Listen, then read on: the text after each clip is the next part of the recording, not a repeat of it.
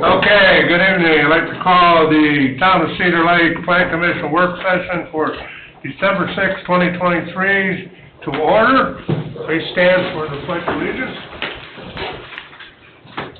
I pledge allegiance to the flag of the United States of America and to the republic for which it stands, one nation under God, indivisible, with liberty and justice for all. Thank you. Roll call, please. Mr. Carnahan? Here. Mr. Foreman is absent. Mr. Hunley? Here. Ms. Dessauer? Here. Mr. Sharp? Here. Mr. Parker? Here. Mr. Capora? Present. Mr. Oliphant is absent. Mr. Austin? Present. Ms. Abernathy? Present. Ms. Heiduk is present. Okay, item number 1, 2023 review, I guess we don't need to read this. Centennial PUD amendment and reinstatement of preliminary plat. Owner petitioner 133 LMB LLC, 8800 Wicker Avenue, St. John, Indiana, vicinity of 10702 West 141st Avenue, Cedar Lake. Petitioner is requesting to amend the PUD ordinance and to reestablish the preliminary plat for Centennial. Richard Anderson, 9211 Broadway, Maryville, Indiana. I'm here tonight for 133 LBM LLC. I've been here the last 2 months and we've had some engineering hiccups that have kind of kept us away. We have submitted on November 21st to Don, and obviously he's been gone for 3 weeks and won't be back, but he will be back by the regular meeting. And what I want to do is pass on to the board the responses so you can tell that this is what Don got. And I don't know if you guys have received this, but just the fact that. And I also have Kevin from Oldclough here to answer any questions, but basically if you look at it, there's responses to each of the items listed.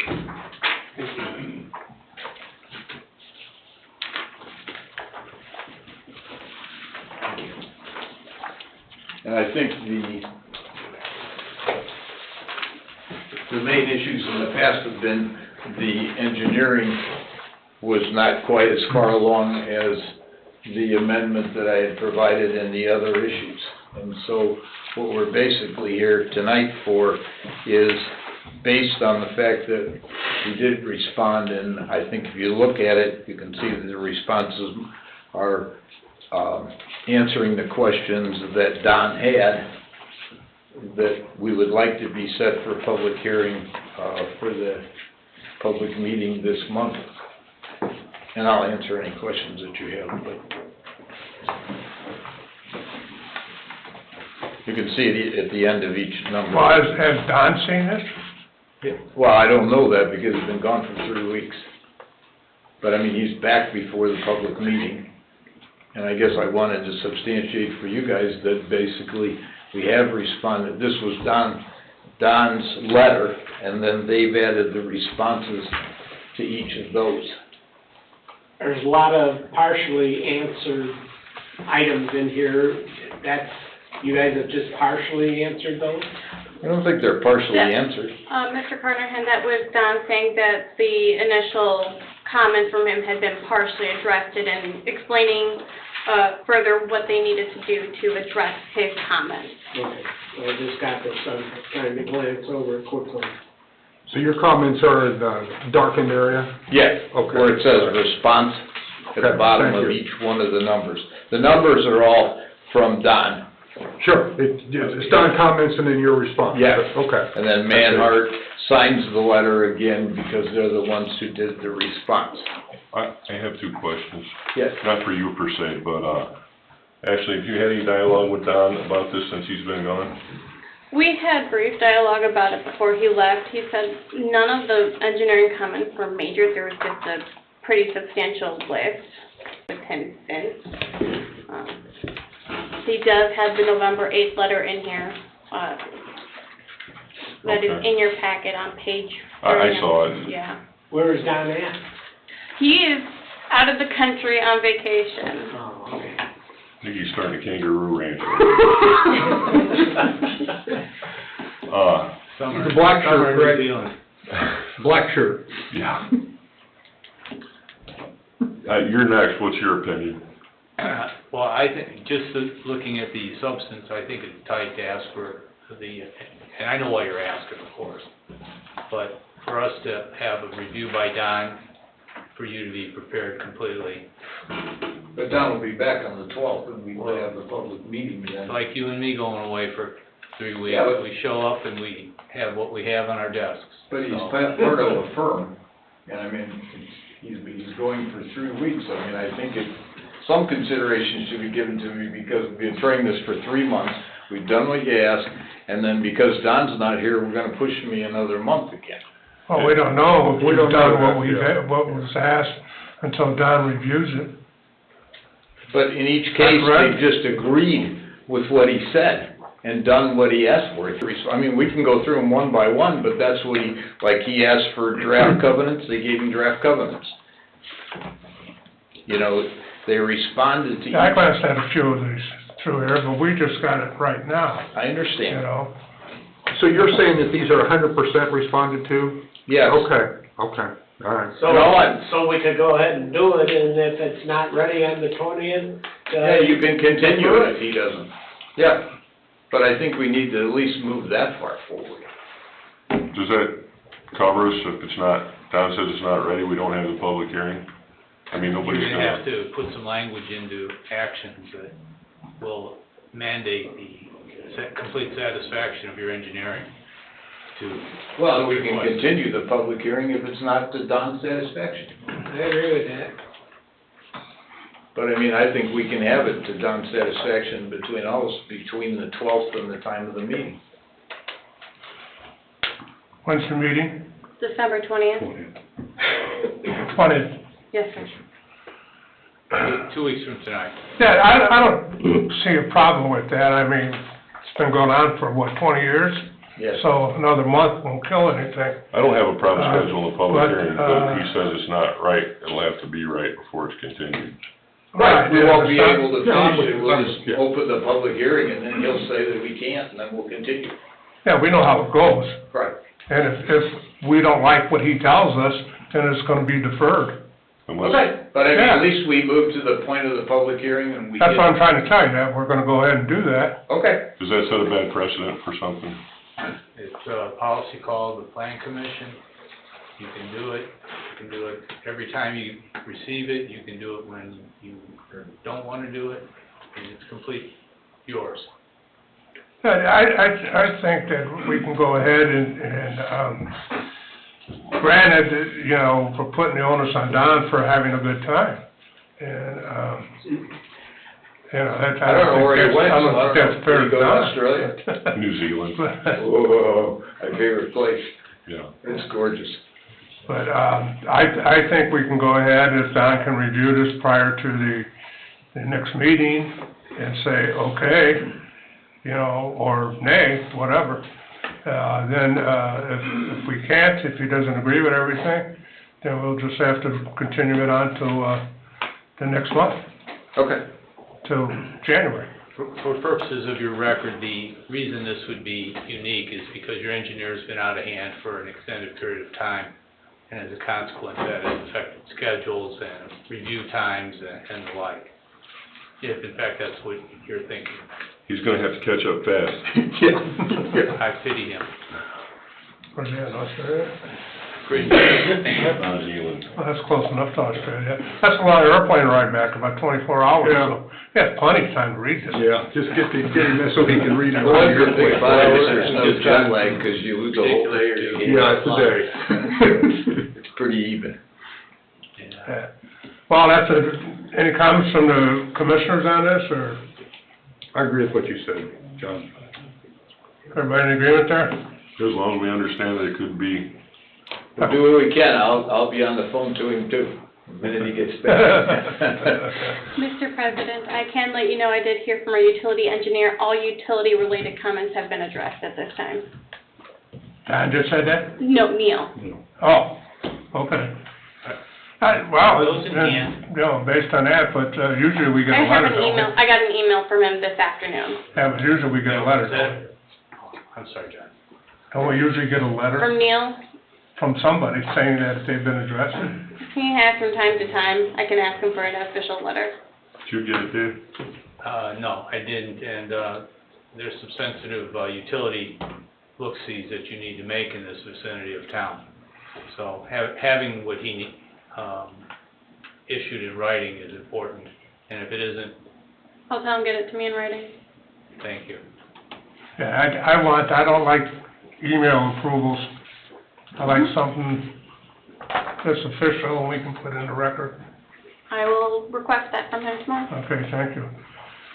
And in the meantime, we'll proceed with how we discussed. Setting the public hearing. Okay? Okay, thank you very much. You're welcome. Appreciate it.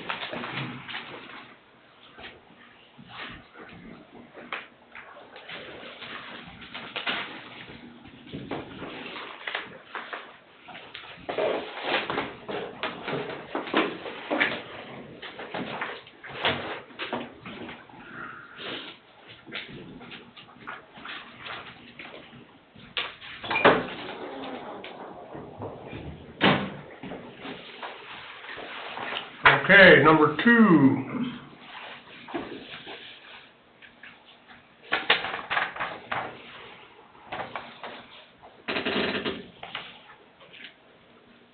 Vardaros Corrales concept plan, owner Fortuus Federosis, excuse me if I'm screwing that up, 13400 Limerick Drive, St. John, Indiana.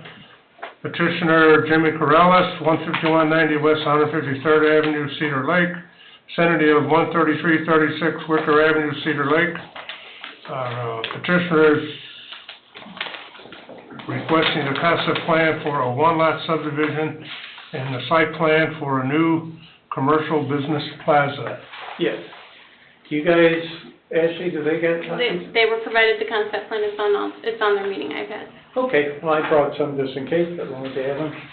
Good evening, my name is Doug Holmeyer with McMahon Engineering, 952 South State Road 2, Valparaiso. Petitioner, Jimmy is right here next to me.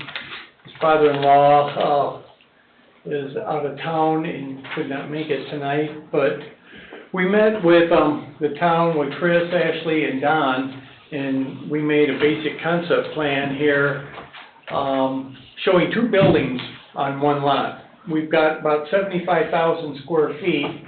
Based on the new ordinance, you need 40,000 square feet for a lot. We got plenty of room for one lot, not enough for 2 lots.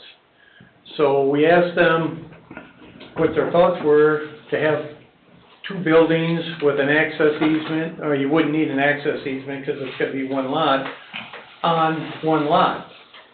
And we would engineer everything once we got the go-ahead for 2 lots. And they said, why don't you bring it in front of the Plan Commission so before we go through all the engineering to get your feedback on this concept plan of 2 buildings on one lot. And that's why we're here. What the use is gonna be yet? Is it all gonna be a B3 use?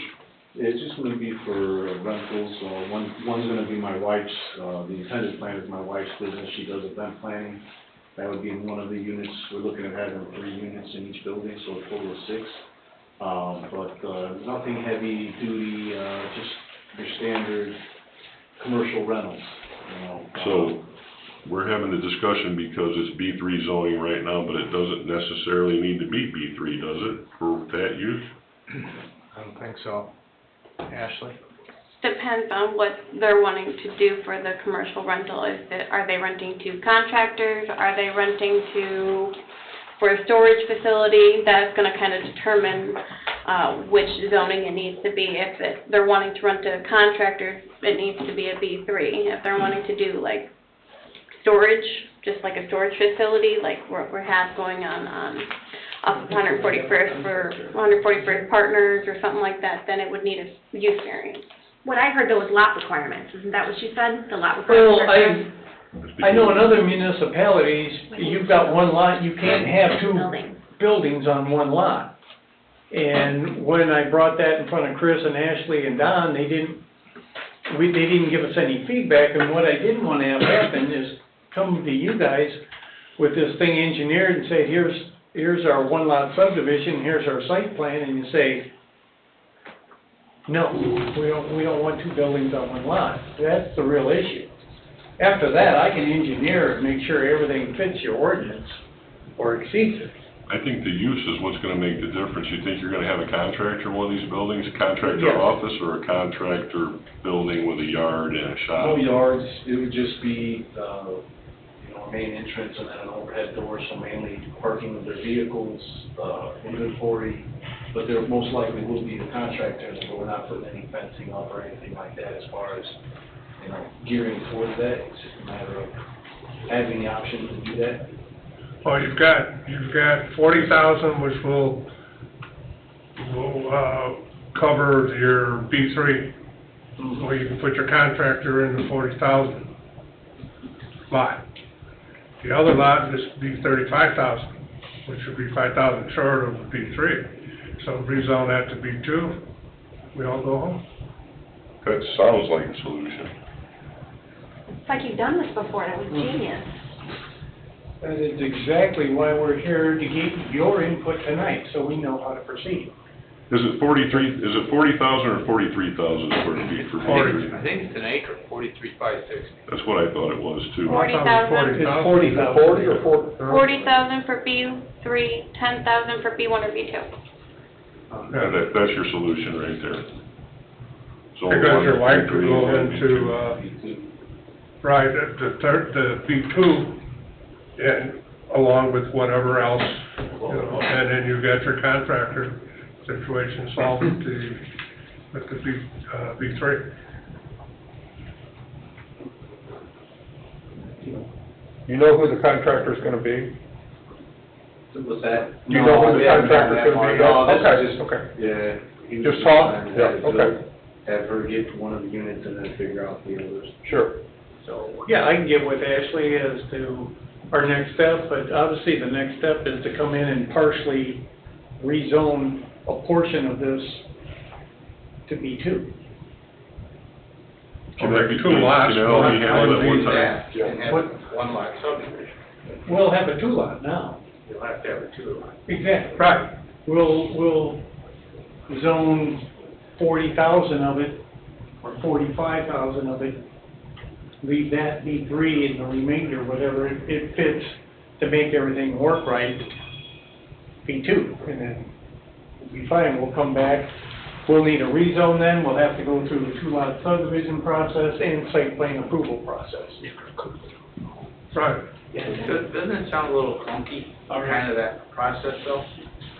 Okay, do Like it. a two-lot subdivision of equal size with All right. the subdivision amenities and for the zoning to match or for variances of use to be sought.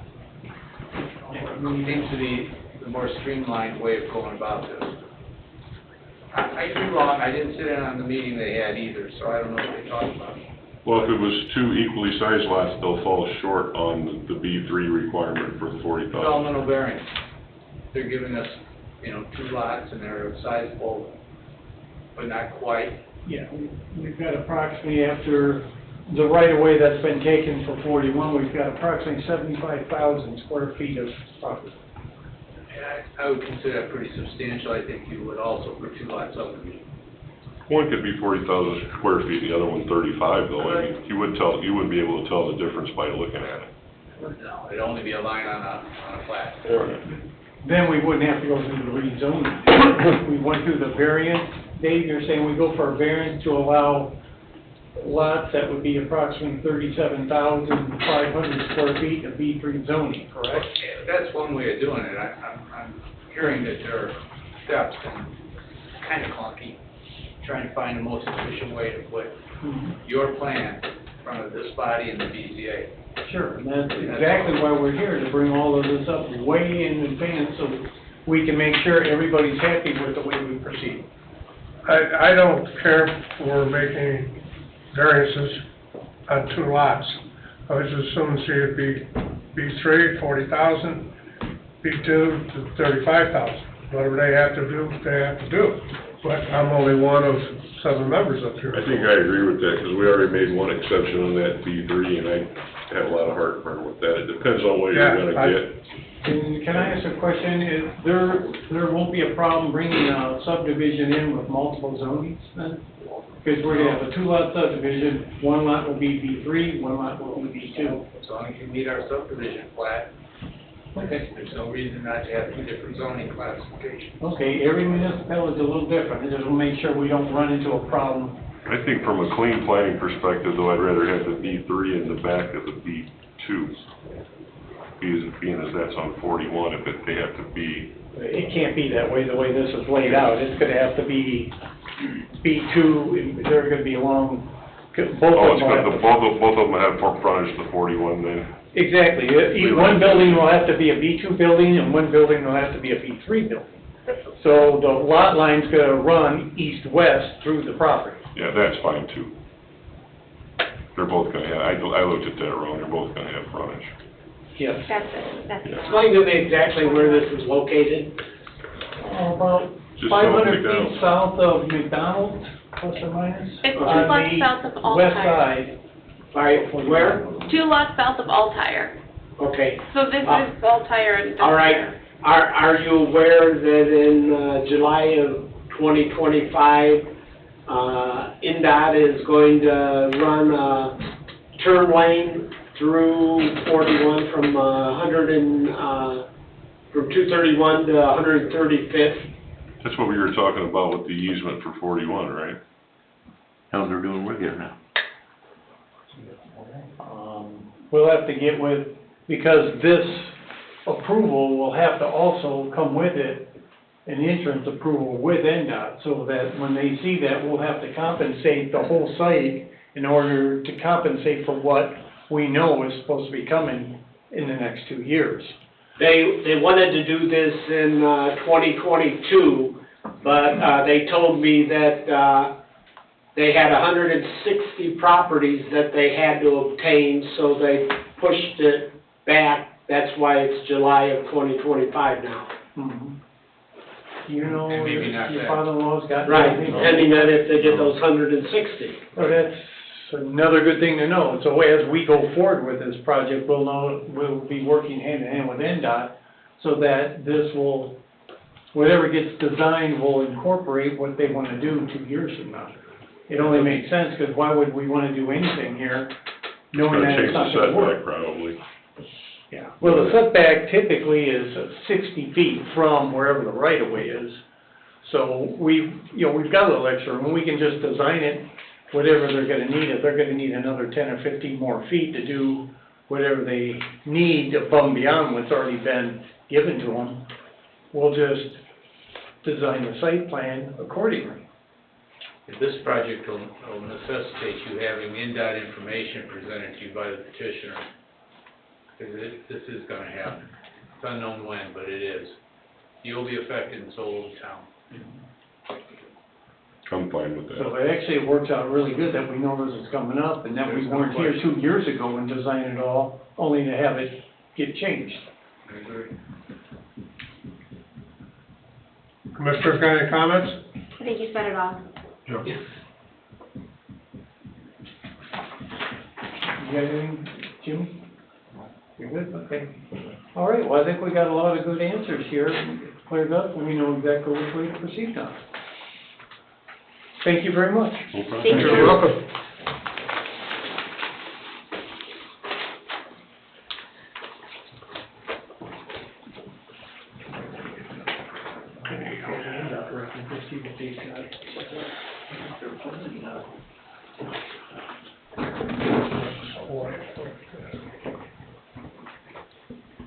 Yeah, he's been around.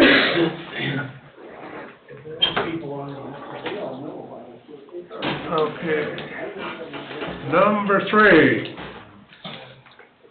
Torrock concept plan, owner petitioner Arlene and Anita Torrock, 1360 South Sandburg Terrace Apartment, 1202, Chicago, Illinois, vicinity of 8310 West 146th Avenue, Cedar Lake, Indiana.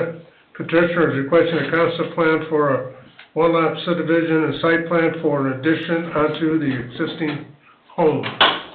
Hi. Hi.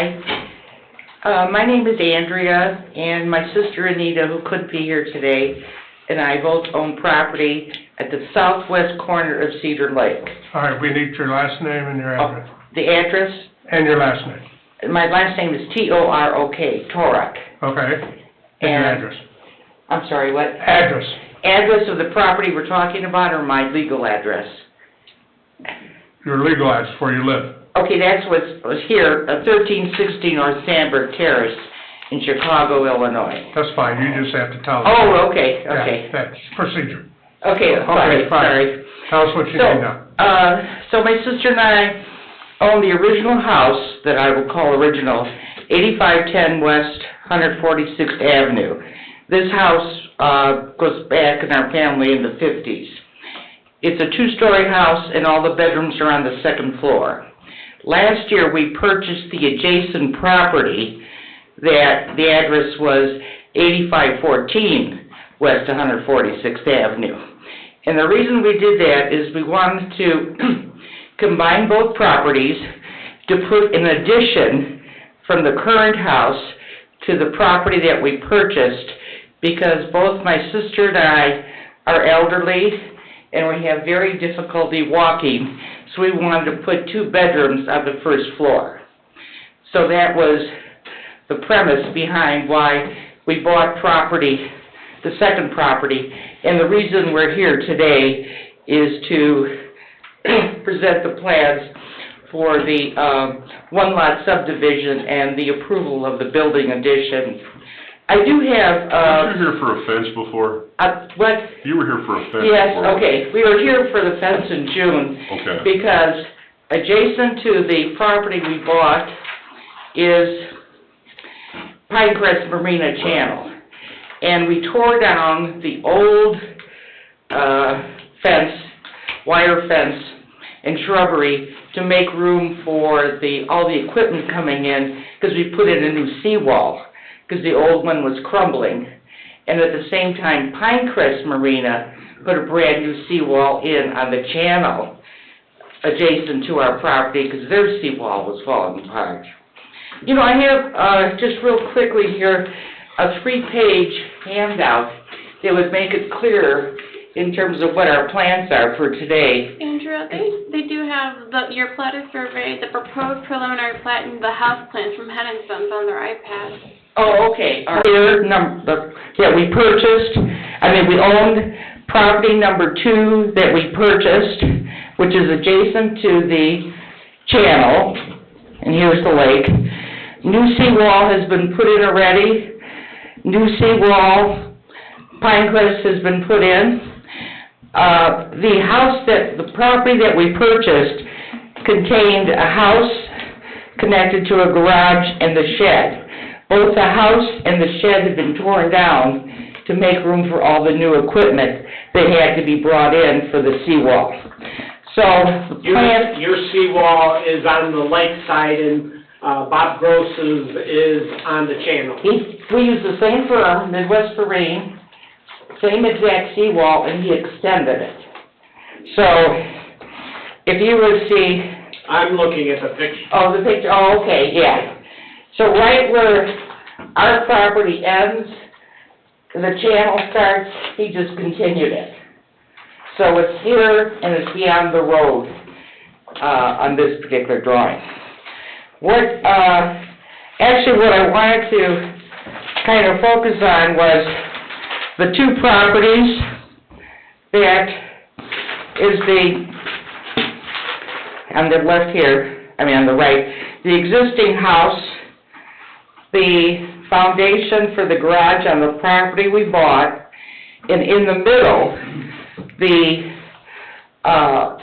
building addition will consist of a bedroom, a hallway, a bathroom, and then the garage on the original home, part of that will be made into a bedroom. So we will have 2 bedrooms on the main floor, a bathroom, and the hallway. And you notice the hallway is wide enough to accommodate us for the wheelchairs in case we need that down the road. Because like I said before, we both have difficulty walking. Turinga Engineering did the original plats when we bought the property. They did the newer ones and submitted those. And Stu Allen from Turinga will be here at the next meeting if you have any questions on the plats. Hen Construction has done all the work and the designs on the addition. And at the next meeting, Greg Lucan will be here from Hen if you have any specifics on the construction of the addition. So right now, the only thing that's on these two property is your original house. And the garage, right? Well, on the original house, on the original property, on the property we bought, only the garage. Only the garage. Only the garage. And the garage is gonna be completely, I mean, we'll use the foundation, but the structure of it will be revamped. Building department approved using that foundation already? We'll have to take a look at it, or have Hen and Sons give us something that says it's structurally sound to do so. Okay. But we typically will do that at building permit level. Don and I did briefly talk about this one, and as long as they follow all floodplain regulations, because it is located in a floodplain for building, there shouldn't be too much of an issue. Yeah. And one thing I forgot to mention, because we were here for that fence approval back in June, and it's because the delays from the state took longer to get approval for the vinyl seawall. So the seawall wasn't completed until September on our property, and I think October on Pinecrest. So the fence variance that you approved this past summer, we'll be putting up that fence in the fall, in the spring, when the weather is better. Is that gonna fit in the time parameter? It should, as long as they're not going past the June approval. So as long as... It was a one-year permit, right? A 1 year, did you guys already grant the permit? It was a variance that you granted for, I believe it was for 1 year. Correct, and But- once you submit the permit and pull the permit. Yeah, but I don't think it's gonna That be... shouldn't take long. No, fence of the fence. But like I said, we've delayed the fence because all the equipment was there for the seawall. How does this fit for coverage in that property?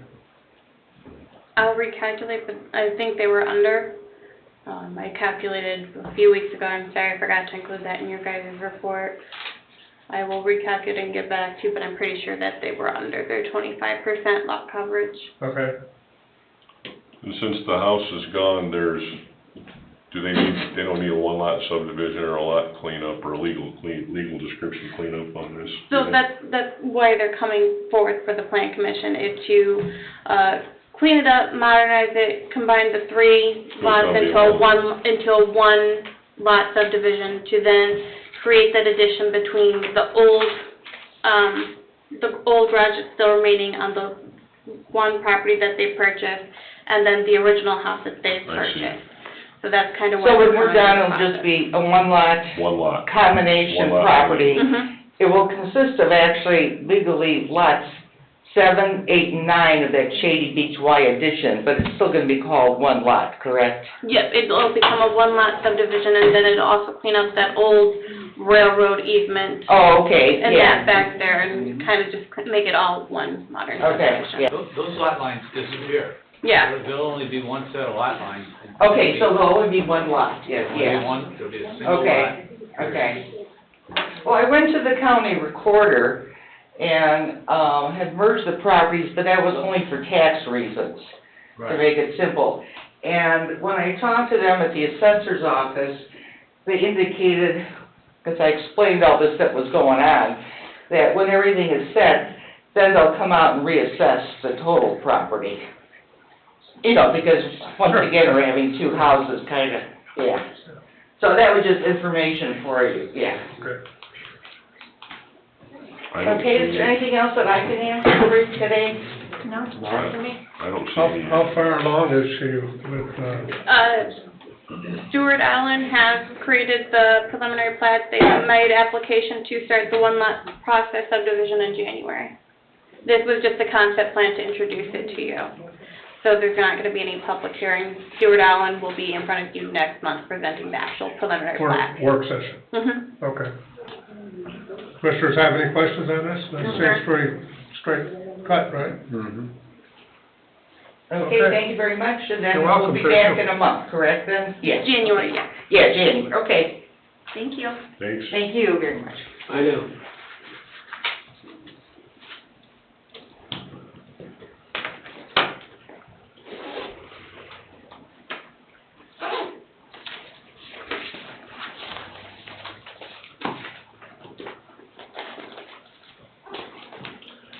Okay, number 4, Cedar Lake Storage rezone, Cedar Lake Storage, owner Cedar Lake Storage LLC.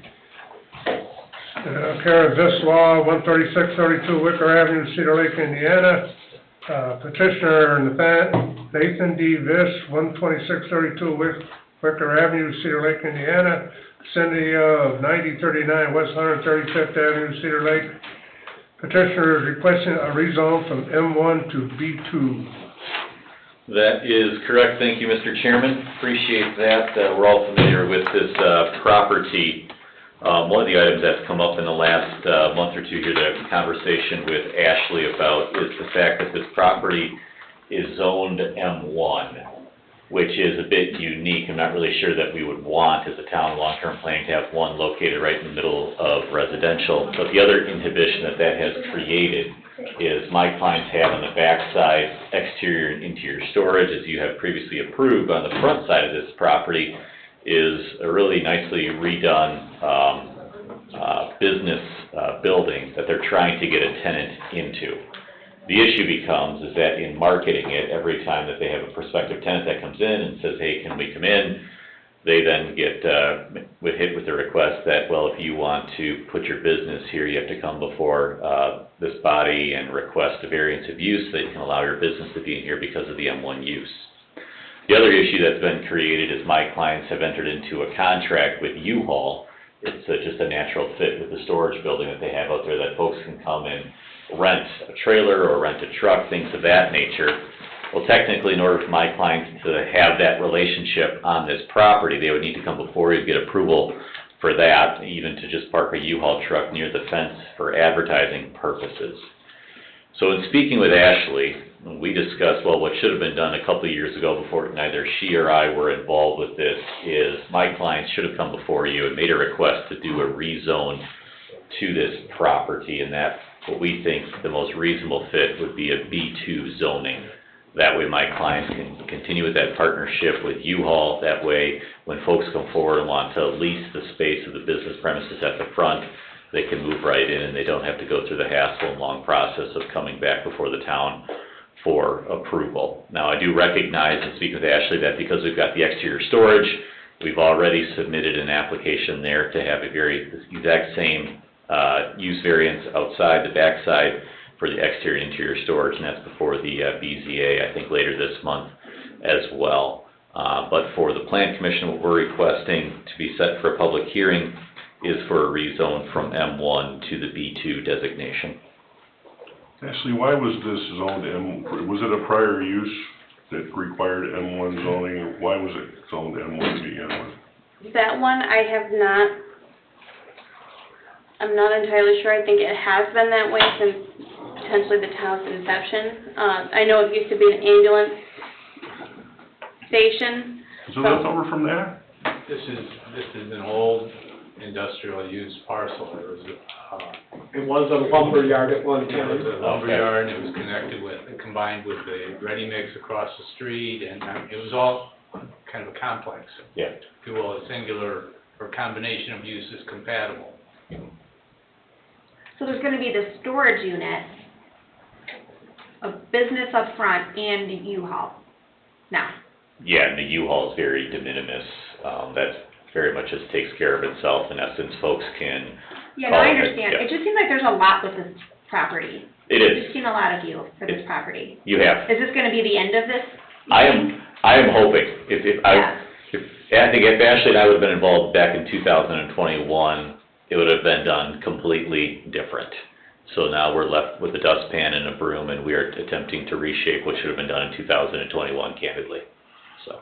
But you feel like this is the end of it? I believe so. We've tackled the exterior portions. We have a plan for that to be completed by next summer. This now tackles the front business portion. They are currently in compliance with all regulations set forth by both boards. They have received occupancy, they've gotten the UHaul taken out, everything is all taken care of, and they are sending me the monthly pictures as required. They're only looking for one rental in that business building? Potentially, it depends upon the type of business that comes in, right? So it's really nice renovated office space. So on the off chance you could have, say, a realtor that wants to come in, and you could have an attorney that wants to come in. It's big enough that it could accommodate both of them, and there's sufficient parking up front. That would be the possibility that is there. It all depends as to the size of the business that would want to lease the space. I'm looking for a diagram of which part of the building is currently zoned M1. Is that where the building, the existing building is now? The whole property. The entire property? Yeah, the entire is zoned property. I was flabbergasted when Ashley and I discussed this about a month and a half ago, yeah. Where is the U-Haul truck gonna be parked out in front, not hopefully where the kids, wait to get on the school bus? No, what we're talking about, if we had a street side view, it'd be behind the fence, so it's close enough, and just for some visibility, yeah. Yep. So you're gonna have 1, 2, 3, possibly 4 different businesses in there. Right, so technically you have the business that's operating the storage that's in back, and then they've got the relationship with the U-Haul, which is just very de minimis. There's some vehicles parked in back that folks can rent the trailers or otherwise, and then perhaps a vehicle up front that's not being used for marketing, and then the possibility of 1 or 2 folks, maybe even 3, depending upon how large they are, that would lease out the business premises in front. It's common to have U-Haul with storage sometimes because of... Yeah, I'm not arguing that point, you know. But my question is, do they need a multiple use variance? We don't restrict it to one primary use on a lot anymore. Residential automatically restricts it to one primary structure, so you only have that one style of use. What that does is then allow for, if the parking is adequate, if the building is adequate, you could have a realtor and a insurance agent in the same building, or you could have 2 very like uses in the same building without needing to go for a use variance. Where is the parking for that existing building? In front. So. Street side? Yeah, street side on the right-hand side, all the space in front of the fencing that's there. And how? Does that interfere with, No, there's... drive up? Yeah, so there's parking that can be done right in front of the building, and then if you're facing it, there's parking that can be done on the left, right in front of the building, then you have the entryway to the storage unit, and then you have parking that can be done on the right-hand side. And the traffic... All you're requesting tonight is a zone change from M1 to B2. Correct. Well, that has nothing to do with the site plan or anything. Right. Well, I don't see any reason not. No, it's actually better. Yeah. Yeah, I think candidly, Mr. Parker, it's better for the town long-term, because now what you're doing is restricting the possibility of this being sold down the road, and it being modified. That's my thought too. It's a concession by my client. More control of the property, because the B2 is more restrictive to what can operate there. Well, even if there is a zone change, probably some consideration of use commitments might be appropriate. It seems, you know, the time it took to get this property under control, and it's not when Nathan was here or Ashley, it's prior to that, a lot of floating pieces. And finally, it seems to be right, at least by way of use, if not zoning. Correct. And any formality of zone change would likely need some confirmation of continuation of the site plan, the conditions and terms that you and the BCA thought appropriate related to the site plan, and some locking down of those parameters and those conditions. Again, a use commitment comes to mind initially, but it could also be part of the zoning And Mr. Austin, that's actually my plan, is when I look back at the past couple of years of approvals that were granted through this body and the BZA, there was a lot that was done via the minutes. And my plan is to work with Ashley to condense all that, so we're very clear and concise moving forward on this property, recognizing its impacts. That'd be necessary, really. Yep. So, good. I just don't love the three, you went from like 1 to maybe 2 to maybe 3 businesses in that building. I'm thinking about signage and cars and, I don't know, something's not sitting well with me about that. Where's signage on this gonna have to go on the building? Because you can't have a monument sign, right? Is that close?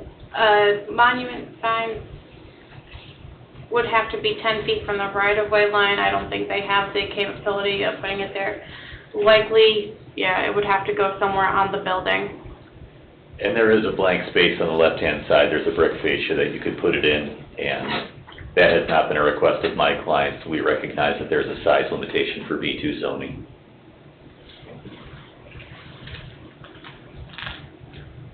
Here again, all we're concerned with is the B3, M1 to B3, or B2. B2. Correct. B2 tonight, but if they're gonna put a monument sign up or anything, then they'll have to come back before the plan commission, correct? Plan commission or BZA, depending on location of it Yeah, Correct.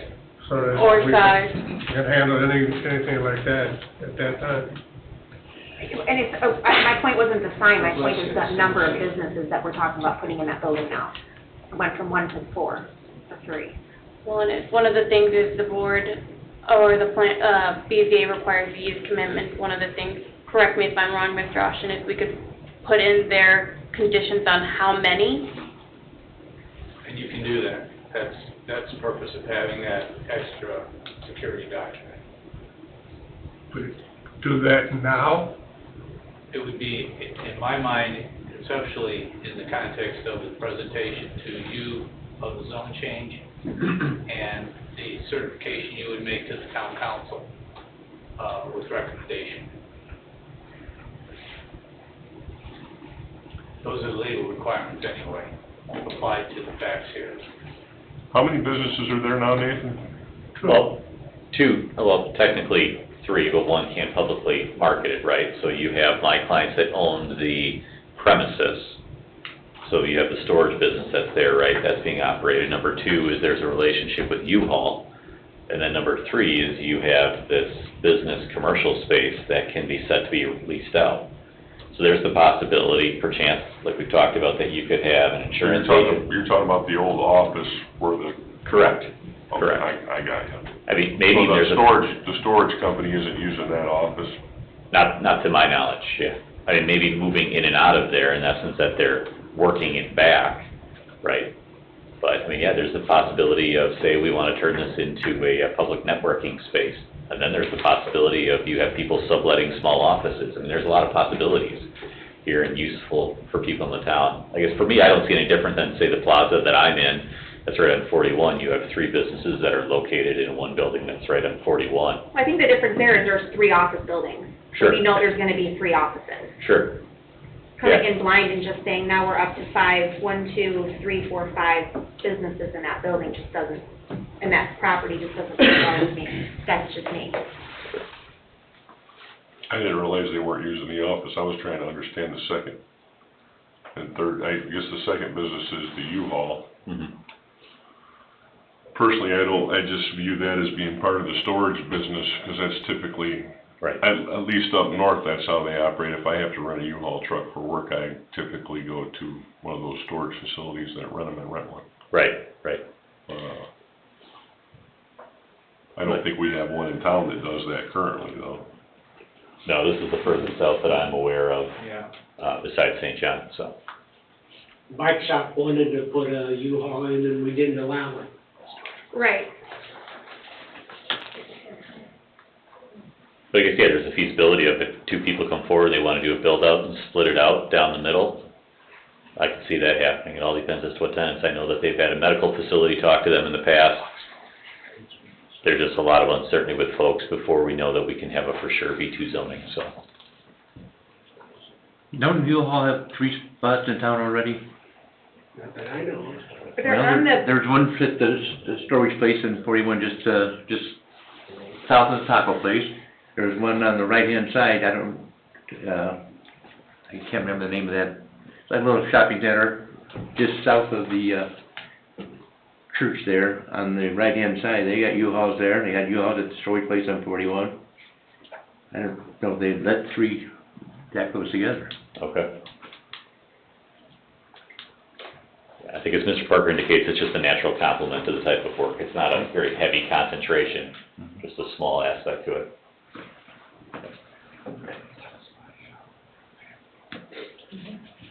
The U-Haul on 41 down there south by the church, is that part of that storage facility?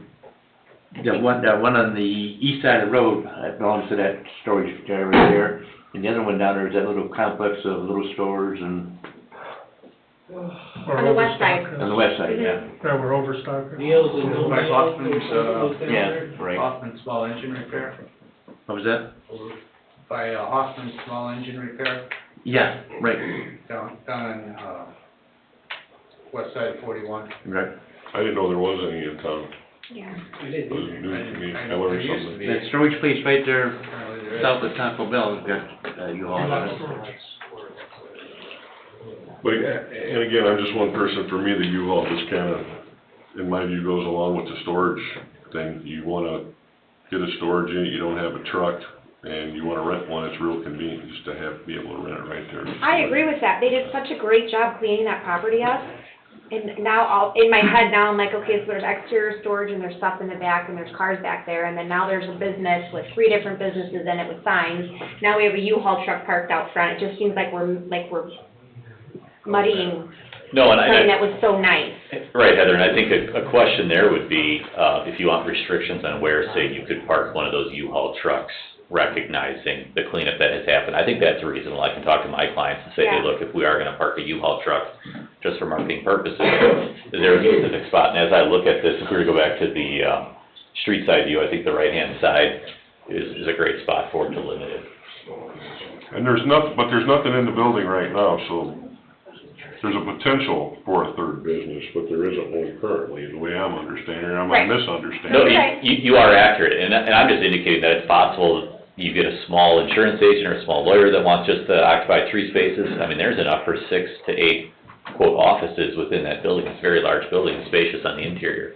Yeah, I just don't know if there's room for parking for all that, but that, I mean, that can be, Sure. and that is- Okay, where do we discuss this portion? Not here tonight, correct? I think No, there's this is 2 part of schools. zoning. This is a good place.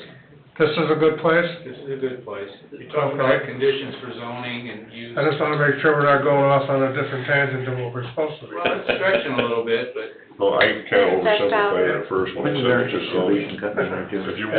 If you want contingencies No. on the zoning, So, with the proposed uses, adding uses, I'm just trying to figure out what's going on.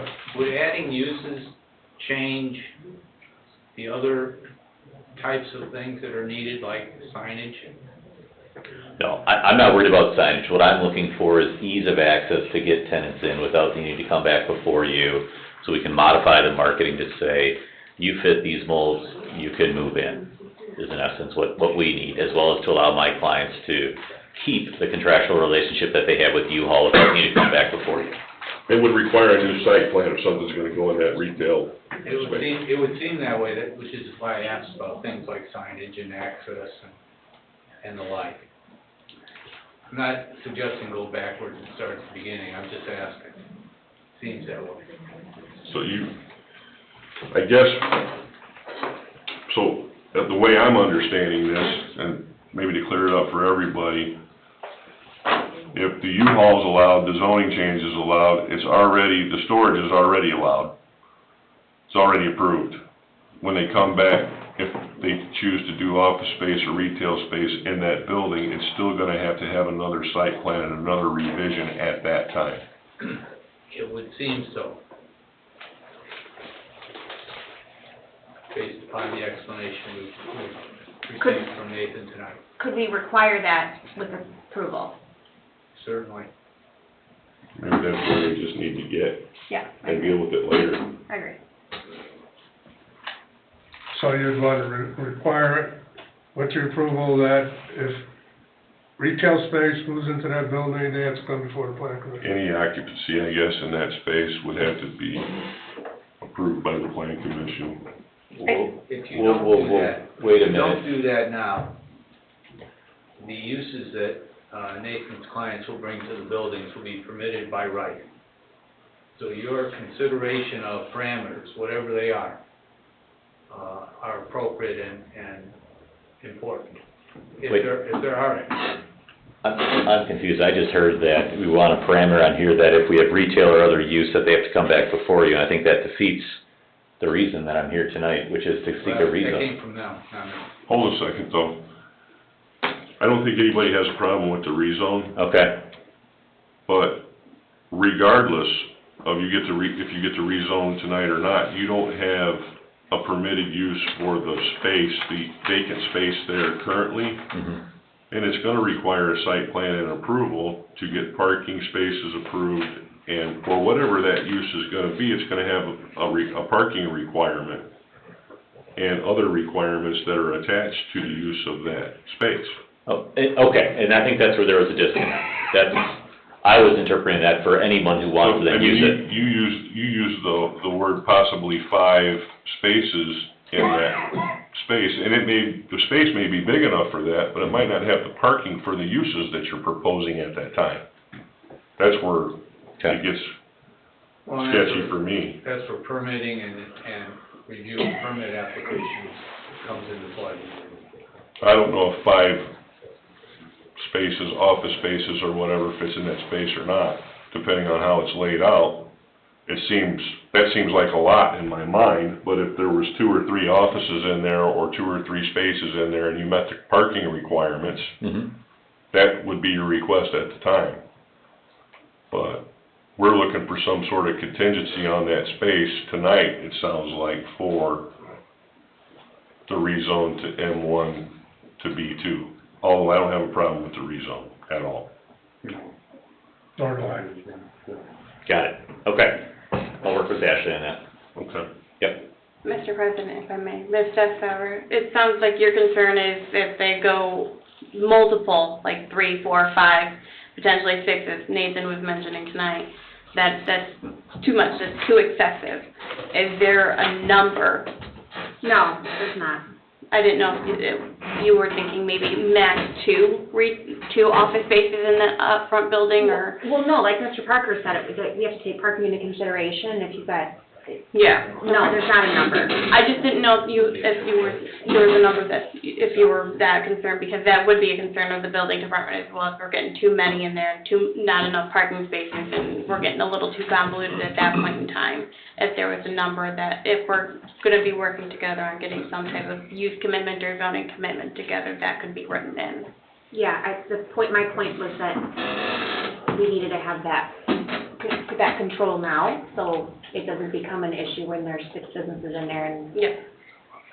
Hopefully that'll be part of your recommendation at the conclusion of the public hearing to the town council, so it can be inserted into the ordinance, and Right. everybody then has the guide. We have the map and the amendment to the zoning ordinance. Yes, sir. Is there a minimum office size, space? I don't think we have one in our zoning ordinance. I don't remember one. Not that I'm aware of. So you could put an office in a closet? Well, Well, I I'm think you just want saying, it. I'm just saying, if you're gonna do a website in there, I mean, one person, it seems to me it would simplify a lot of this if you said an office space had to be at least 1,000 square feet, or 500 or whatever. You might be right, just for future. Yeah. I'm with you, because there's a lot of these buildings. Sure. I mean, And- I have one of them. There may be more down the road too. You might have a house converted to an office at some point, and somebody, like on 133rd Lake Shore Drive, and they come in and want to put 4 separate businesses inside a current residence because it's convenient to traffic. well, I guess that will put the pressure on the building department to properly and thoroughly review the permit applications for use and occupancy, and make sure all of those business, commercial requirements are met, restroom facilities, access, and handicapped, and, all the things that are required for a business property. Well, the other confusion though comes in when, and we're going off of the thing here, but the other confusion is a business can move out and another business can move in. And, You never know. and people like don't even, it's like, oh, that's there, that's great, but you see what I'm saying here? That's right, that's exactly right. We require occupancy permits for all new, so if a business moves out and somebody's moving, they have to submit an occupancy permit. We require parking plans, we require making sure that there's adequate bathrooms, ADA, all that stuff, and it all gets reviewed. Yeah, I just don't know how well that's been monitored.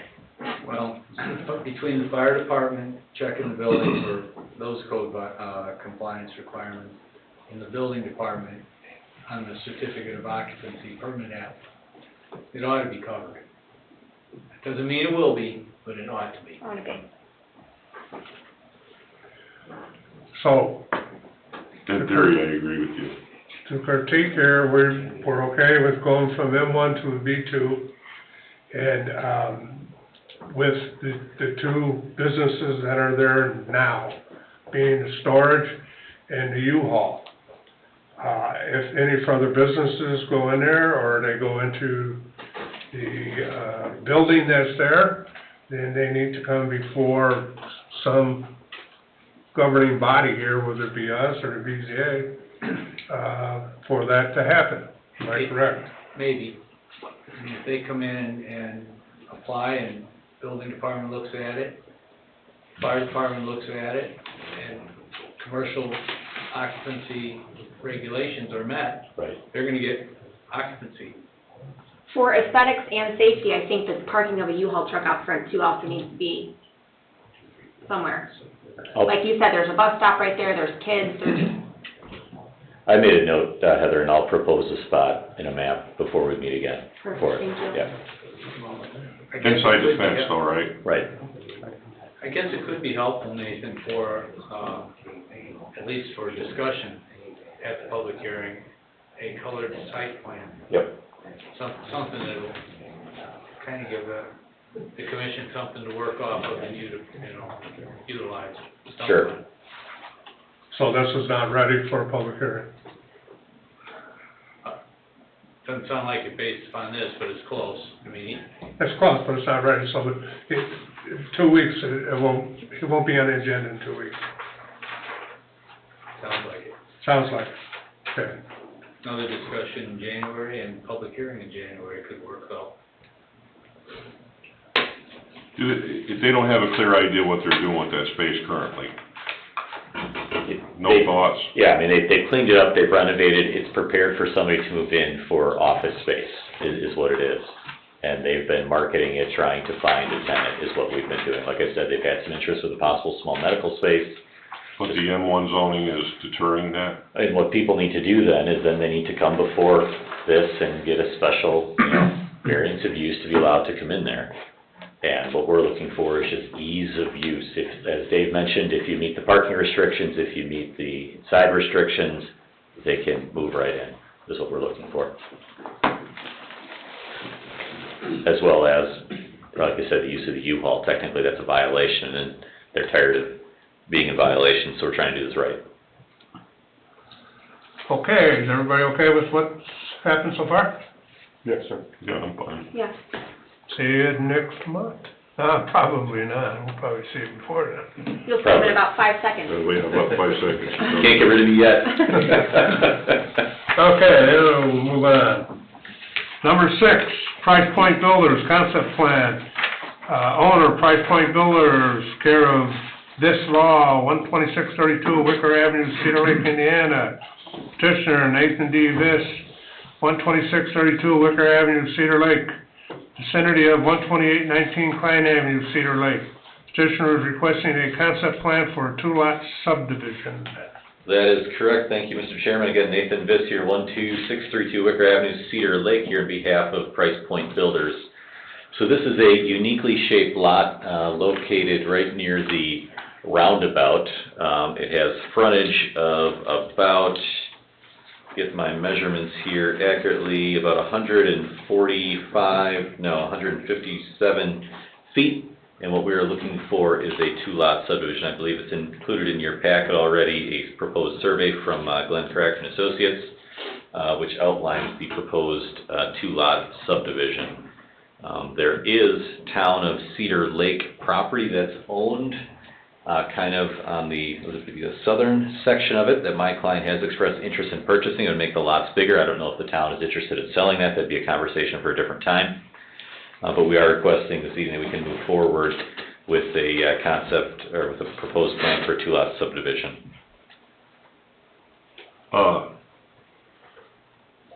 These never got subdivided. It was part of was that Lee Cove initially?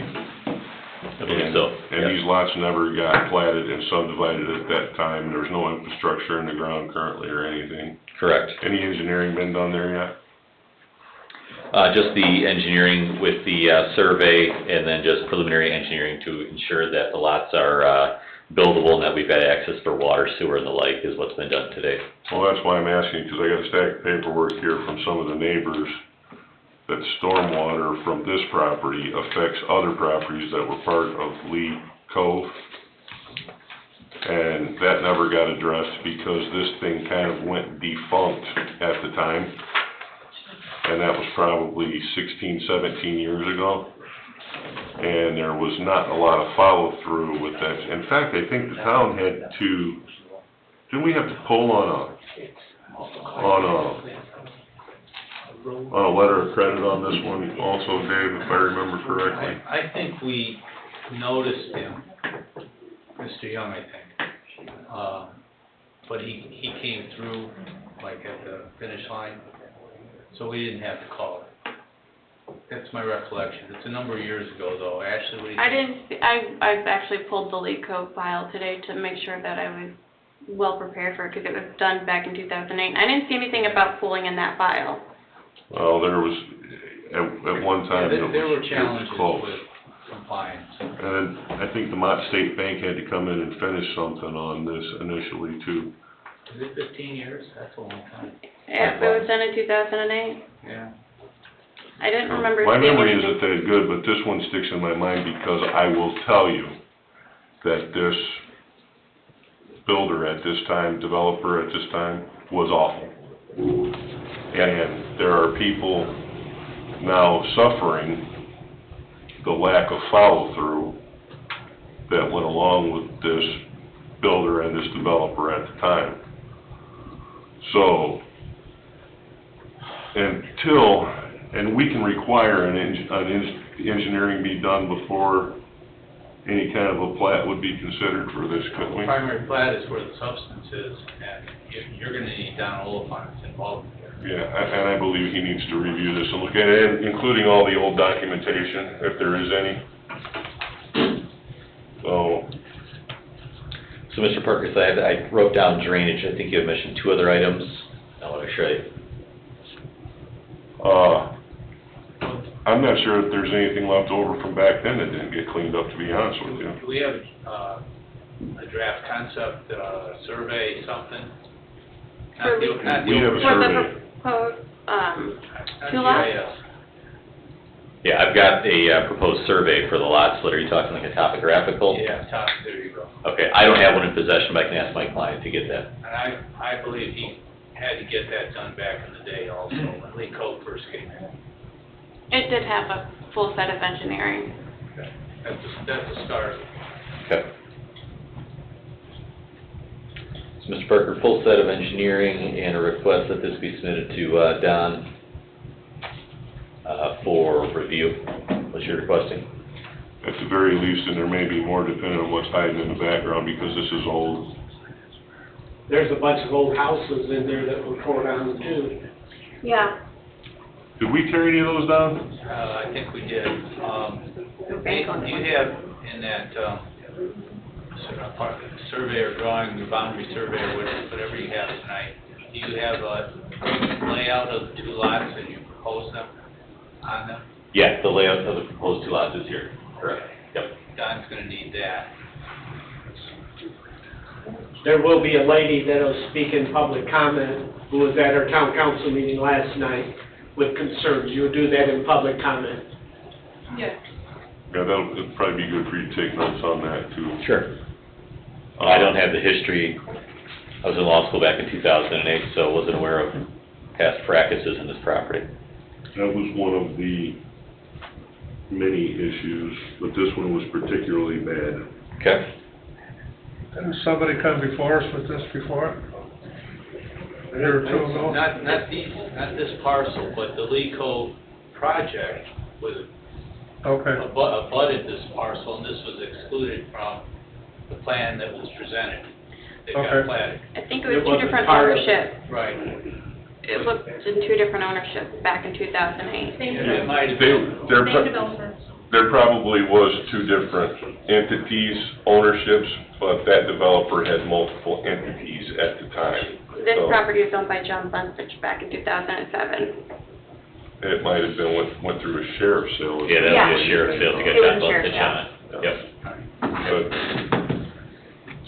the same builder owned this property back in 2008. Now, how, I don't know if it got cleaned up over time and he wound up with the property back. It probably went through a couple of issues, because it went through issues here, Well, in repeatedly. 2008, with the economy and the construction environment. I guess my next question I was gonna ask you, since you talked about the demolition of the houses, I wonder if there's anything owed lien-wise for demolition if the title was camouflaged or in, I can't answer that. I know there were bankruptcies, various filings, court things. There was like 3 houses back there, wasn't there? LCK has, what, 6, I think.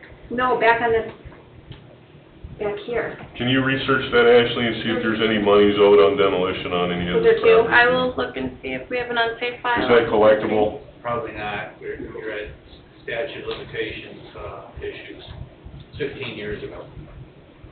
I wonder if we did demolition there, which I think we did, if I recall right, why we didn't foreclose on it or try to, or put a lien on it at the time. Mr. Parker, looking at the assessor's report card for ownership, it was owned by John Bunsich from 2007 to 2012, Archer Bank from 2012 to 2017, a Jack Stoffler from 2017 to 2012 when Mr. Young purchased it. Stoffer and Young were partners. So it was reacquired by the same builder after all these years, it sounds like. Full circle. Right behind my house. So what I'm looking at is, site is accurate. We need topographical, we need engineering to be reviewed, sit down with Don prior to next planning session. Is that accurate? Yes. sounds right. Yeah, Don can get, I mean, you heard Don's schedule, so. Now that What's he's- going on right there, right now, with the pictures and things that I've seen with the drainage, gotta get resolved. It's not gonna continue to go on like that. We're just gonna have subdivided lots for him to build on over there. Okay, proposed plan. Well, the additional truth of the matter is this, the soils here were always questionable. Floodplain, wetland, you know, it had a characteristic to it. And those lots that were, ended up being platted in LCK were what they squeezed out of what they had. So this is a continuation of, That could possibly be for sale. Is that one of the 300 parcels there? might be, yeah, might be, the 300 of tax. Yeah, it's this trapezoidal, Yeah, it's a small. Ashley's got it up here on the map. South side. I was just wondering When you how get it- a, how when you it get a comes. tighter survey, if you could have them hatch that so we can see it. Okay, it should be on, I'm looking at GIS and don't see it. yeah, it's on the one that we submitted, Dave, Okay. and I can resend that in. There was a modified survey that was sent in over the, See here? weekend. Yeah, Yeah, that'd be good. Okay. is it adjacent to your property as well? It's close to the property, it's not adjacent, but it's adjacent to the Airbnb. Here's the big property, Oh, I see. and that's that little piece.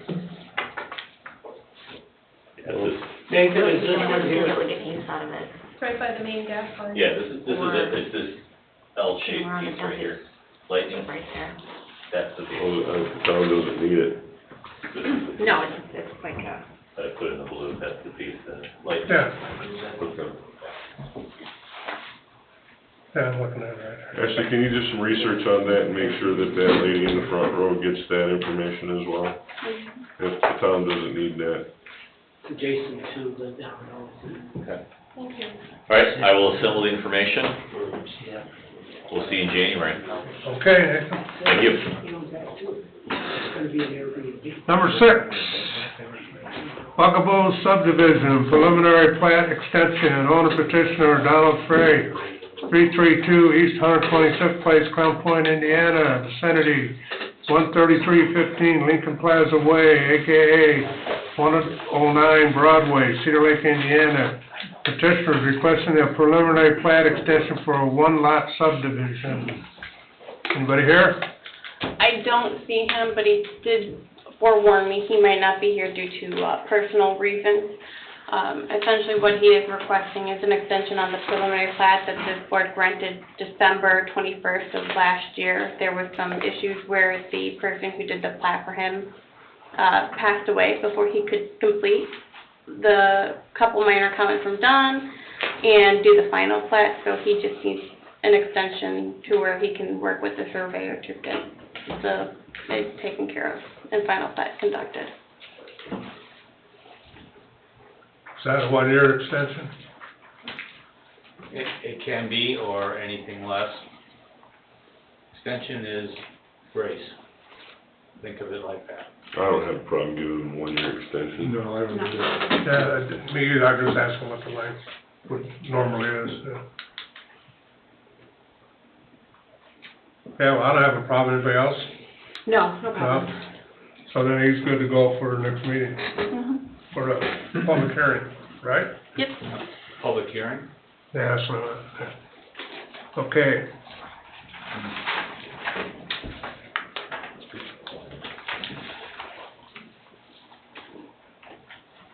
Update items, building regs and fee amendments. No updates at this time, Well, in part. in part, yeah. We are working on the scheduling of a educational seminar workshop for Planning Commission, BZA Town Council.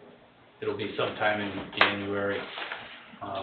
We anticipate that items that are contained in this particular topic, building regs and fee amendments, will probably be part of that. So it has been thought about, it is being looked at, and we will be prepared.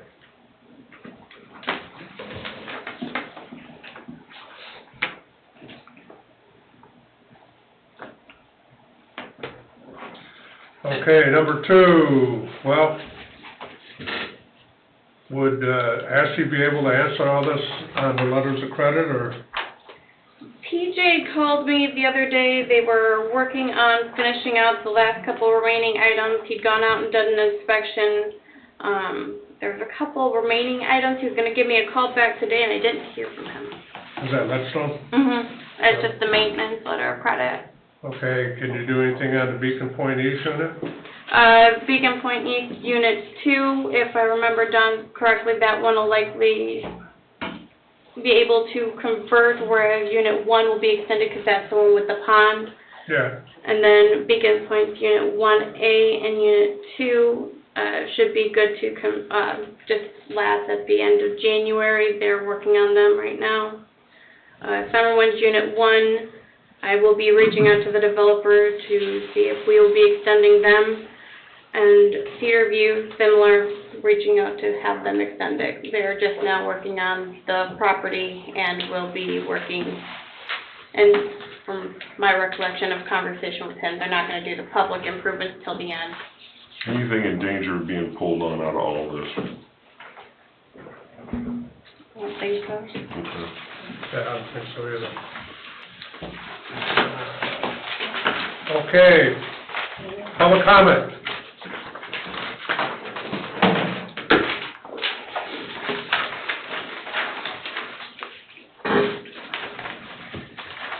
Hi, my name's Angie, Mike Wyshak, 12807 Lee Court.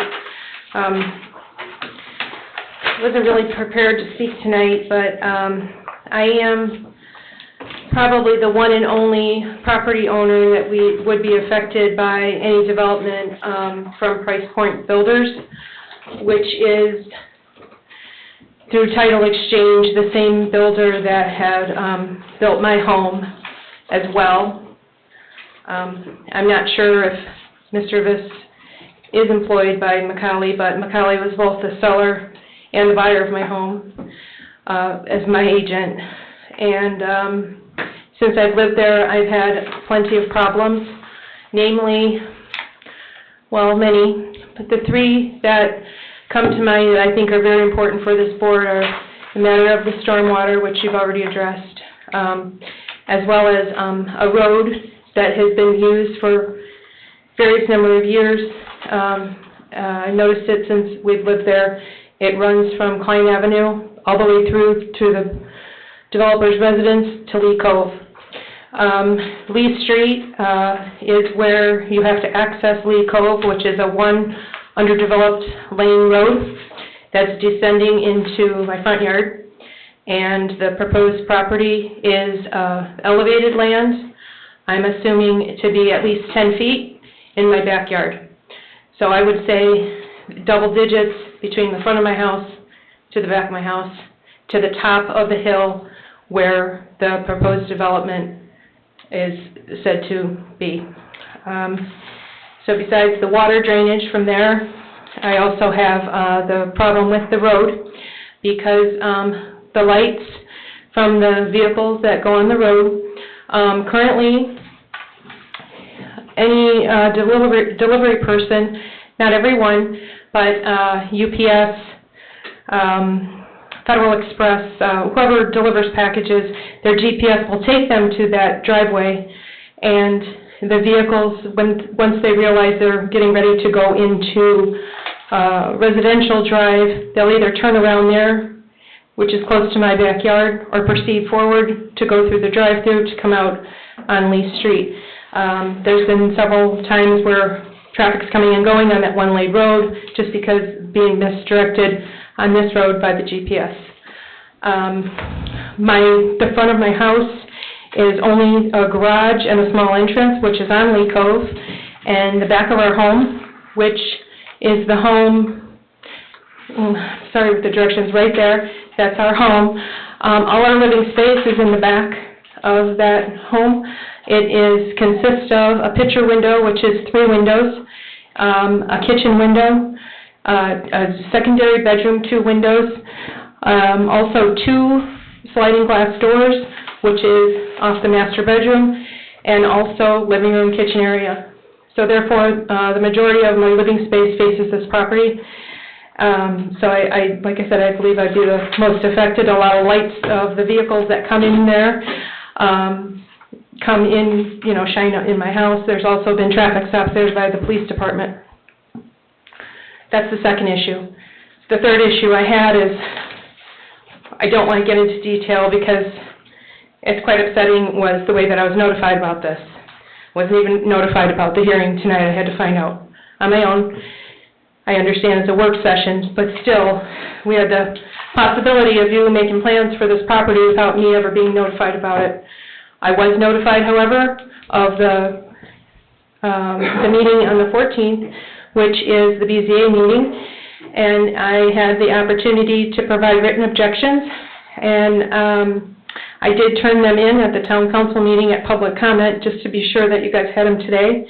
I had brought a specific set of copies for the attorney, so he has them today. The final issue is, and it's all in my packet, but I really thought at first that they were going to put a commercial building back there because of the use of the property. There's been semis back there, there's been heavy equipment, there's been, like I said, numerous vehicles, employees, unloading and loading of certain items. Hey, let me ask you a question right quick. Let me stop you right there. These vehicles and heavy equipment, is that from the project that's going on down by the roundabout? No, sir. This is coming from the developer of my home and the proposed developer for this property. He is my second neighbor on Lee Cove. So he's using it for parking and storage currently? He has a business. I'm assuming that when he builds homes, that's what is being stored there and how he comes and goes. I don't know. All I know is what I see. And if you can see, which brings me to my third point, because that had to do with traffic, is that there's structures already on the property.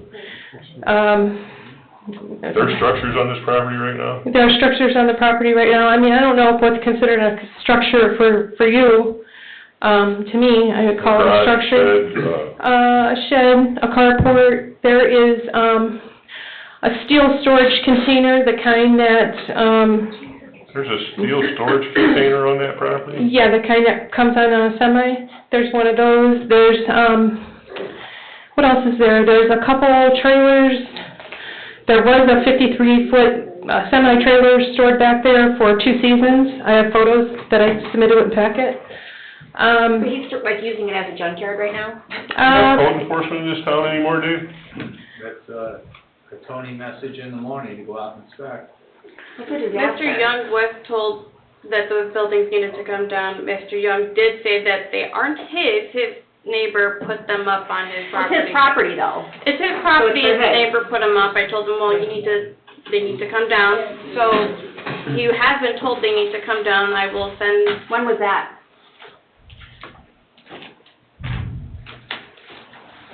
Are we talking a month or are we talking a year? May, June. And they're there right now? Yes, and they're over property lines, and they're in the drainage easement, which is adding to my drainage problem, and has been. I'm very upset about this, because like I said, I wasn't prepared, and my husband is in Canada right now, so he would have been here with me to talk. He could talk with less emotion. You have a right to be upset, ma'am. Thank you. I would be upset as well. And I mean, that's just the things that we could see on the outside. I don't want to place blame on anybody, but my biggest thing is that if they were going to develop Lee Cove, which like I said, is on an undeveloped road as it is, why didn't the developer just come with you with a plan from the get-go, not coming later and saying, oh, we have to annex this property because of the cutouts, when he made the cutouts? He's asking at the BZA meeting for a variance to put 2 lots there, and my biggest, what I would appreciate is if the lots were off of Klein Avenue instead of in my backyard. I mean, it feels to me, and I'm sure I'm not alone, because of the notification process, I don't even know if my neighbors got notified, to tell you the truth. It was right before Thanksgiving. Ashley went on vacation. Well, you probably wouldn't get notified until a public hearing, correct?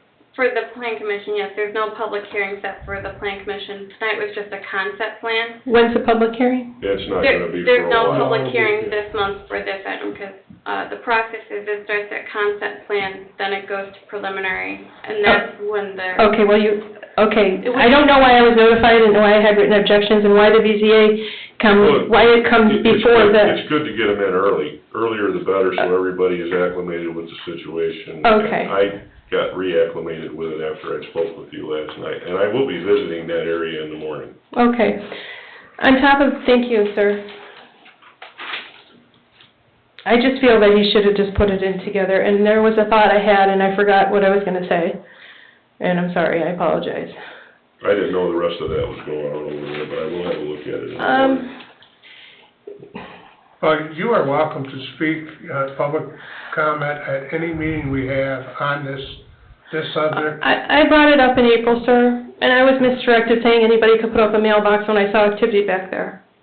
And I didn't want to fight. I'm new to the town. I just want to have peace, you know.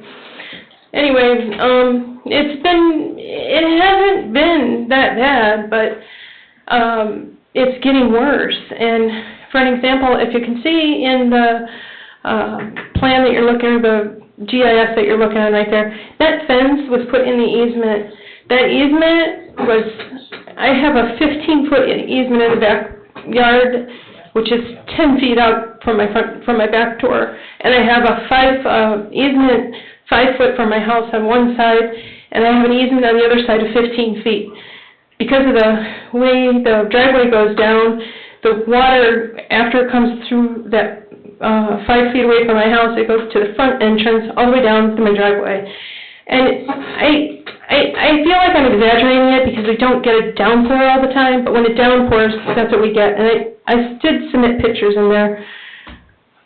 So, but now it's different. I took down that fence to help with the drainage, to help dry it out, because one big thing is that drainage easement is right in my water well. So by my water well, there was a lot of standing water, so I tried to circumvent that by making a rain garden and taking down the fence. My neighbor's downspout was about 12 feet in my yard, 2 feet deep, so I had a lot of water there. And I just wanted to bring those issues to your attention because I didn't think that it was anything wrong because we're first-time home buyers. So I just thought that all this comes about. But after this came up and I was looking at some of the ordinances, I realized that there were some things that could probably be fixed. So I came here tonight because I wanted to make sure that you were aware that I do have some issues and that hopefully the town will look into them. Thank you. Thank you. You got our ears. Thank you. Mr. Chairman? Yes. Could you direct the recording secretary of this meeting to make certain that the next meeting includes the comments of Ms. Nikolajczyk for public record purposes? Yes. And who's gonna send Tony out there tomorrow? Well, it'll be done, Bob. Okay. It'll be done in the morning. Can we get his information too, what he finds out? Yeah. Tony's gonna go out and inspect, we believe. That's what his job is. Will his information be available to us by next meeting, what he finds? His info ought to be available by 4 o'clock tomorrow afternoon. I remember what I was gonna say, if I may. Public comment's still open. Thank you. The one thing I had to say is that it feels like, I'm in my 50s, I rented all my life, I was actually a property manager, so I've got a lot of people home, so I rented a lot. It feels like I'm still a tenant in a rental, having to follow the landlord's rules.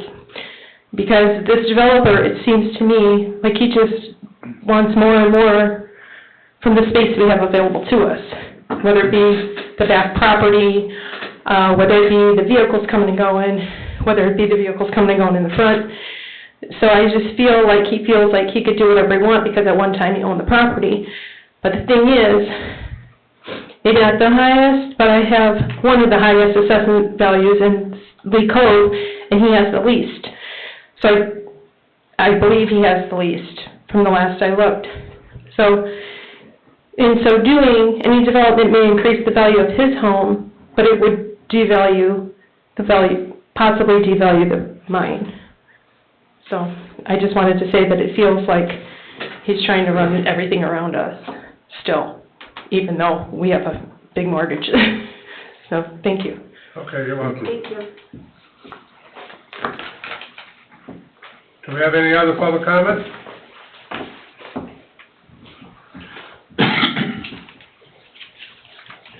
Hi, Chuck Becker, 6100 West 136th Place.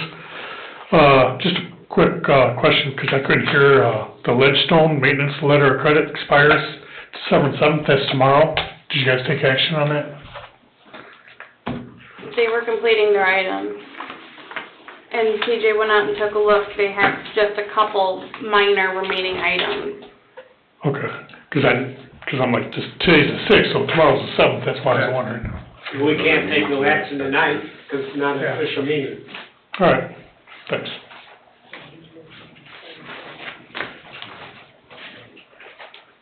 Any other public comment? Any other public comment? Seeing none, I'm gonna go to the commissioners, have any comments? Yes, Maria, does this property she talking about back up to your property, your sister's property? It's, look, Here's there. yeah, that's the property. And it's mostly with the dominoes going in and how The Airbnb. Yeah, and the developers, how they're pushing the dirt up against the fence, and it's a mess over there. Okay, now the third problem is, go up to your property. No, but the guy next to it, see with the,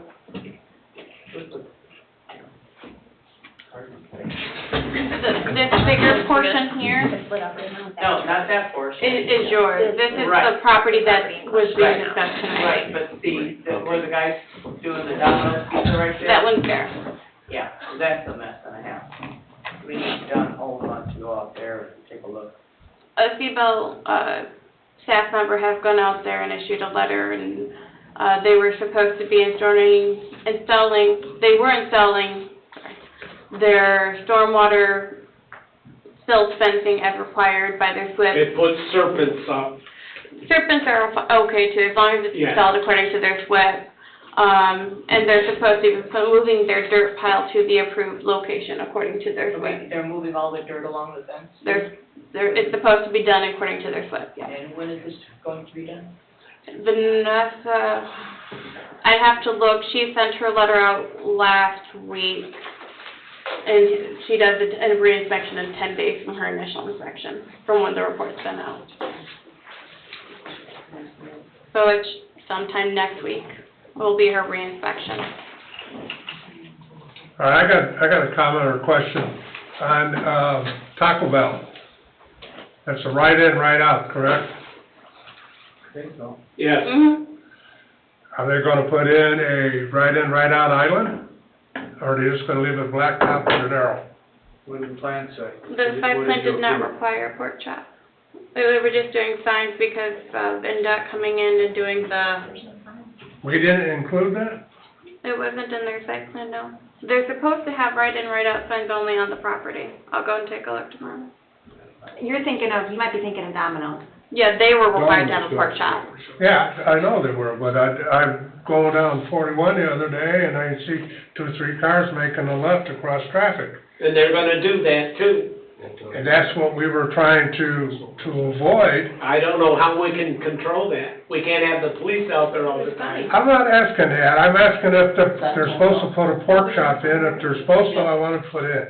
That's No, what I'm we asking. didn't require that for a pork chop there. Look at the approval. Yes, you did. No, that's fine, because I asked about. Okay, well, noted, we need to do something there to get a right in, right out island or something put in there, because they're making that left-hand turn. And I'm sure they're making a left-hand turn going out of there too. Okay, that's all I had. I'm gonna adjourn this meeting. And I'm gonna go right into the special meeting. December 6, 2023, special public meeting, of the Plan Commission. The roll call was, called in the work session, and that will carry over along with the pledge to the flag. We're gonna start at number 1, Rose Garden Estates, Unit 2, Performance Letter of Credit Extension. Letter of credit extension has been received. They are extending it for an additional year. With the extension, there is a bank change. BMO Harris bought out Bank of the West. So People's Bank has said that they are no longer going to be like the middleman advising bank because there are BMO Harrises in the area.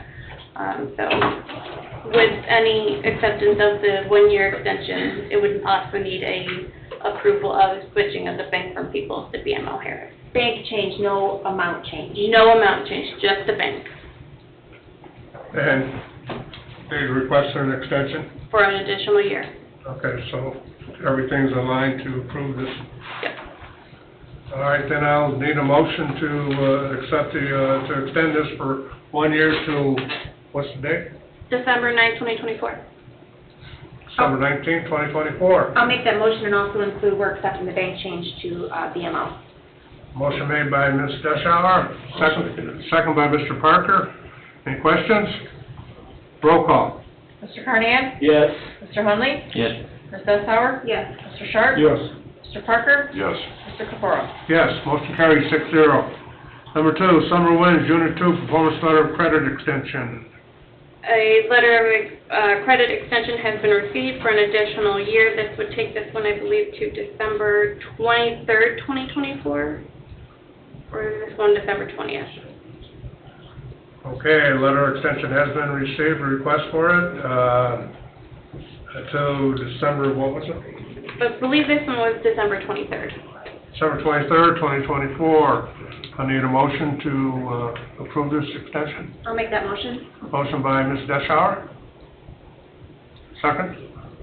I'll second. Second by Mr. Parker. Any questions? Roll call. Mr. Carnahan? Yes. Mr. Hunley? Yes. Ms. Dessauer? Yes. Mr. Sharp? Yes.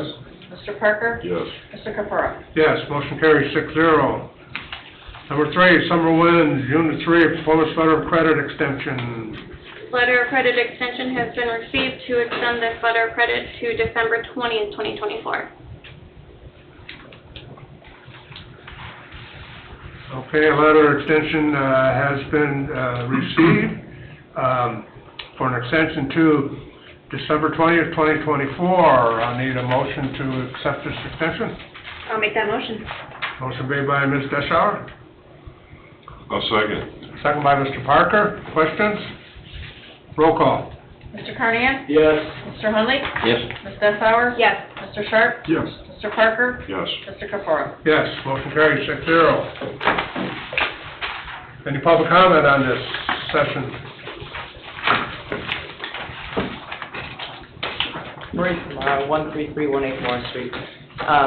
In regards to the last public comment too, I forgot, it's the grading that's the big issue. It's like at a 90 degree and it's not supposed to be that sharp. Don needs to go out and take a look at the grading. On which parcel, the Domino's parcel or the? The Domino's parcel, Okay. it's too high. I noticed that is a mess and they're even blocking traffic. Yeah, and Back dump trucks in there. they're going right across where the two yellow lines are that come together. They cut right across it, and they've been holding up traffic all along the roundabout. Okay. He's gonna hear about that when he gets back, and I'm sure that he will check it out. You can't fault the guy for going on vacation, I mean, everybody needs to take a vacation from time to time. Well, they were there today, we're working on it again. But Domino's. does anybody work closely in Don's absence from Bert? I mean, is there a sub or anything that you get when he's out? TJ? Yeah, TJ? And Vanessa is our on the floor coordinator. Okay. Okay, any other public comment? No public comment? We're adjourned.